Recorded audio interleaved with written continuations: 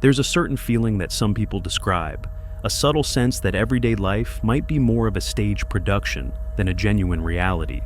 Even while participating in the usual routines and activities, they can't help but feel as though they're simply filling a role rather than living a wholly authentic existence. For a few individuals, this sensation comes with the uncanny impression that this life is the final act, as if something far greater awaits once this part of the journey concludes. But what could it actually mean to be in one's last life cycle?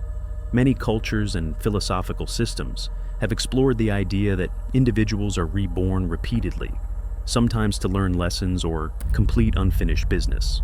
Other perspectives, however, question whether there is any genuine progression at all, suggesting instead a universe where time isn't necessarily linear and existence unfolds in multiple layers at once. From that vantage point, you might have the sense of revisiting this plane over and over, without the sense of strict chronology. In recent years, theories from quantum physics and investigations into human consciousness have posed new questions about the nature of reality, hinting that what we perceive may be more fluid and malleable than we assume. Perhaps the concept of reincarnation, rather than a neatly sequenced series of lives, could reflect a more dynamic process, one where all possible lives run in parallel, and what we experience depends on how we tune into them. Within that context, we might wonder, how can anyone be sure they're nearing the moment where they no longer need to return? What signs might suggest there is nothing left to relearn? Moreover, how does such a state manifest in everyday life? The sections ahead will explore various indicators: the sense of detachment from worldly affairs, flashes of déjà vu that extend beyond normal explanation, the loss of fear surrounding death, and uncanny coincidences that hint at a deeper connectivity.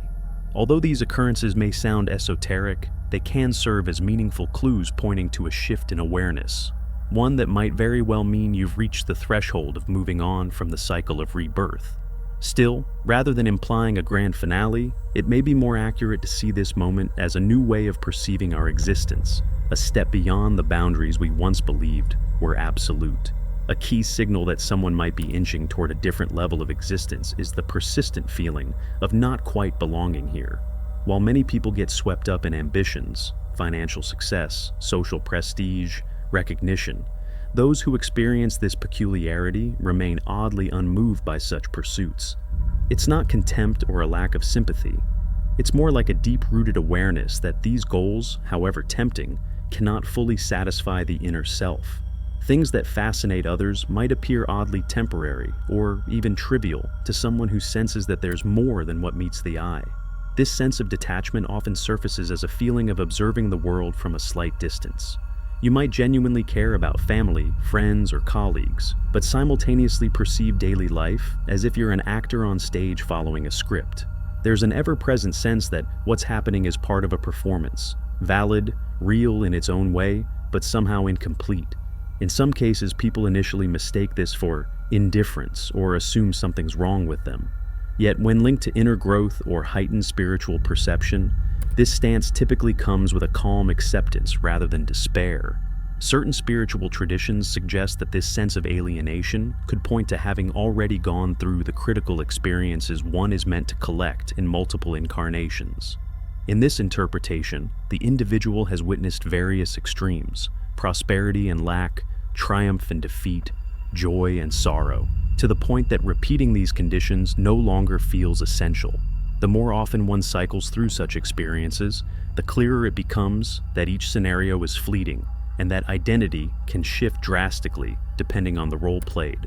From a psychological angle, thinkers like Carl Jung might frame this detachment as a byproduct of advanced individuation, where a person understands that many societal norms are constructs of culture and the collective unconscious. Rather than merging seamlessly into those norms, the individual examines them from the outside, forging a path toward deeper self-awareness.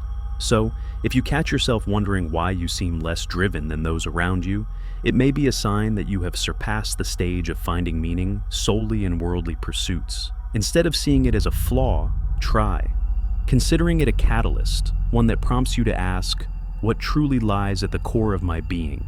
Answering that might unravel whether you are on the cusp of ending your cycle in this realm, ready to move on to a state of consciousness not confined by routine, repetition, or rigid expectations. An often discussed thread in the tapestry of supposed final incarnations involves phenomena like déjà vu and uncanny synchronicities. Under normal circumstances, déjà vu is described as a momentary impression of reliving an event. Neurological explanations treat it as a mix-up in the brain, an event labeled incorrectly as a memory, causing you to believe you've been through it before.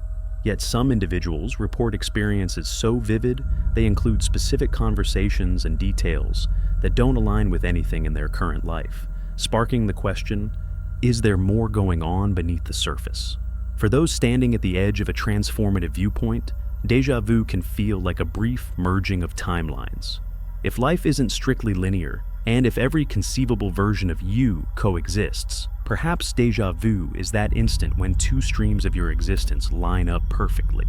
It's as though you momentarily step onto an alternate timeline where the same scenario is unfolding in parallel. That rush of familiarity could reflect being briefly aware of both versions at once.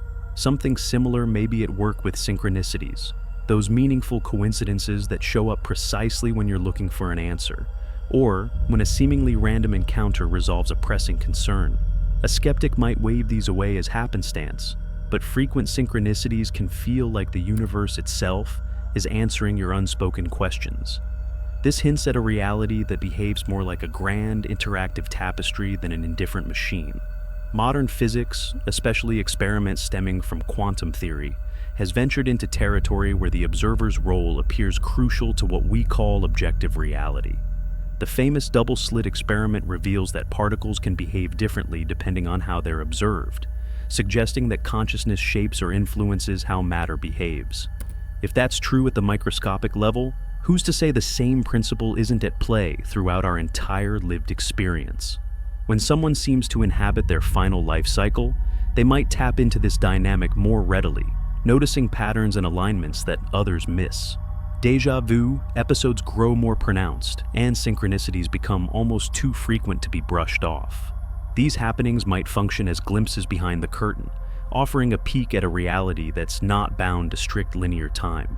In that sense, they provide a subtle confirmation. If time and space can fold in unexpected ways, it might not be necessary to continue cycling through typical incarnations once you fully recognize these deeper layers of existence. Instead, you graduate to a vantage point where you can observe the whole show rather than perform in repeated scenes. Arguably, the most telling indicator of being close to exiting the cycle of rebirth is the absence of dread regarding death. Society generally conditions us to see mortality as something to be evaded at any price, fueling rituals, beliefs, and philosophies aiming to cope with this profound anxiety. But how do we interpret it when someone views dying not as a grim conclusion, but simply as another aspect of being? In many cases, this outlook does not equate to a desire to hasten one's end. Instead, it's a calm realization that life endures in ways we can't fully articulate, even after the body ceases to function. Instead of relying on a learned doctrine, some people intuitively recall an atmosphere of overwhelming serenity and acceptance, akin to returning to a familiar home once the physical form dissolves. Stories from near-death experiences often describe a tunnel of light, or a sense of coming back to a place of origin, suggesting that dying doesn't sever existence but instead transitions consciousness into another phase. As that sense of ease develops, there's frequently a parallel shift away from frantic striving. While most of us remain fixated on achieving milestones, be they financial security, romantic validation, or public acclaim, an individual nearing the culmination of their reincarnation journey may no longer feel a push for constant accomplishment. It's not that they abandon all aspirations, rather, success loses its role as a defining measurement of worth. Life is recognized as a span of experiences woven together by something intangible that remains unscathed by triumphs or failures. Teachings in various wisdom traditions propose that truly escaping the cycle involves realizing that the separate self is but a mirage. The I we cling to, a collection of memories, traits, and ambitions, is fleeting and therefore not the full picture of who we are. Once that facade is punctured, you recognize an underlying unity, often described as an oceanic consciousness in which each individual personality is merely a wave. Knowing that, the urgency to return over and over to gather fresh experiences fades away. Leaving this loop, in other words, doesn't lead to oblivion. It can feel like reuniting with a vast presence that has always been there, waiting for recognition. Someone who genuinely reaches this comprehension no longer regards life as a linear test or trial, but as a fluid manifestation of awareness through countless forms. Once you've intimately grasped all these forms, there's nothing left to repeat or accomplish. Instead of re-entering the endless cycle, you rest in what might be called wholeness, a state that doesn't depend on another birth or another story. Contemplating whether you might be in your last life cycle invites a host of questions. How can you differentiate genuine spiritual readiness from mere burnout or disenchantment with the world? Perhaps the most reliable guide is the inner stillness that emerges when your validation no longer depends on outer circumstances, and your understanding of existence grows from a clear, quiet place within. In this sense, grasping the possibility that reality is less solid than we think, more a projection of shared consciousness than an unchanging framework, need not sink us into nihilism. It can ignite a deep sense of appreciation for the fleeting moments that compose life. If nothing persists forever, including our sense of individuality, every experience gains new vitality and importance. Ultimately, whether or not this is someone's last incarnation might matter less than how they live from day to day. If, deep down, you sense that death is merely a doorway to something else, if constant synchronicities show you that everything might be interconnected, and if that nagging feeling of alienation actually points to the recognition of a broader truth, then you may already be peeling away the layers that keep us bound in repetitive cycles. In that state, even the act of drawing your final breath becomes a simple transition, and life itself transforms into a journey of graceful openness rather than a series of burdensome challenges. Regardless of the labels we choose, what truly matters is living with clarity, equanimity, and an authentic presence in each passing moment.